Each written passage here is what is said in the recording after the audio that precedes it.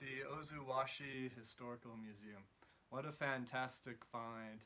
I think that it's off the beaten path primarily because the resources inside, as well as the various displays, are explained primarily in Japanese.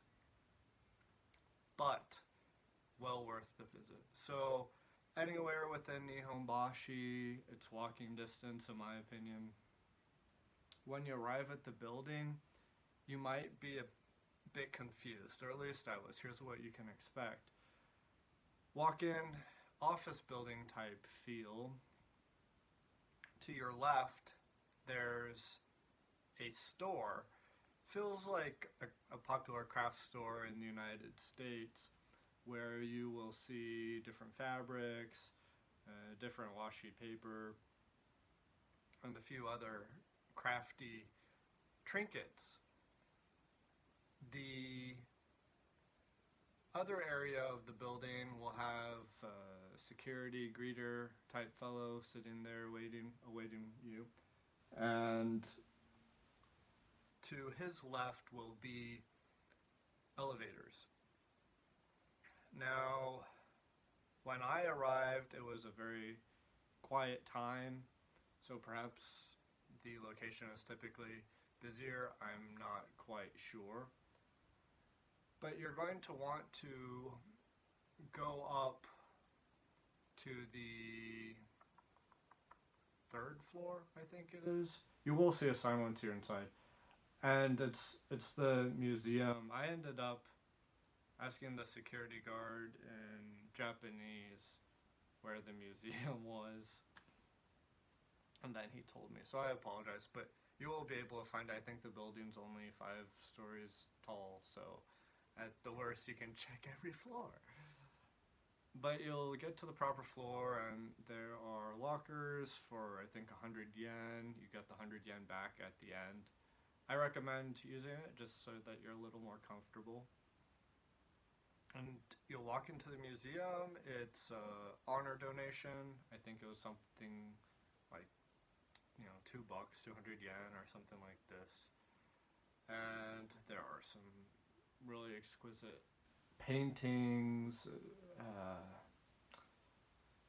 I would say be prepared to spend a good hour there. If you typically go through museums quickly, you probably don't need quite that long. If you like to take your time, I'd say give it an hour and a half tops. However, there is also a craft station, I'll say. So calligraphy, origami, a couple other crafts as well. And there's going to be an individual there who's working, but that individual is also an assistant, I think. So don't hesitate to ask for assistance with whichever craft project you're interested in. I overheard the instruction, and this particular individual's English was limited, but he effectively assisted these 2 ladies with origami nonetheless. So, well done, instructor. I also asked of the instructor a question about one of the kanji I saw on display, and he was really quite friendly. But what's remarkable, well, there are a few things that are remarkable. What I found to be remarkable was the collection of local artists that are on display. It's really nice. I find to come across these types of collections that really bring the community together and keep a solid foundation for the community, for the local community. There's also a wonderful historical collection, as you might imagine, because this store has stood for over 360 years, if I'm not mistaken, at this very location. 360 years! Yeah. So the collection, well worth seeing, and on the museum level, it's really great because there is the handmade paper for sale. So if you know any artists or calligraphers, or the like, I highly recommend a visit here so that you can find them some proper goods. Also scarves and things like really interesting goods made out of paper. You really ought to visit. So then, where do you purchase the goods? There might be a language barrier. You're going to take your goods. No, you're not stealing them.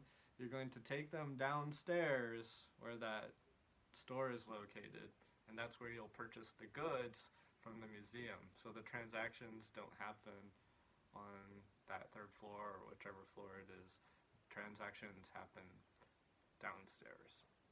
So don't be disconcerted or anything like that. The general store, the larger store, carries more goods. Big surprise. So if you're crafty, you could probably spend a fair amount of time in there as well. So check it out. Ozu for the win. Very cool. Well worth the walking trip there. Nihonbashi.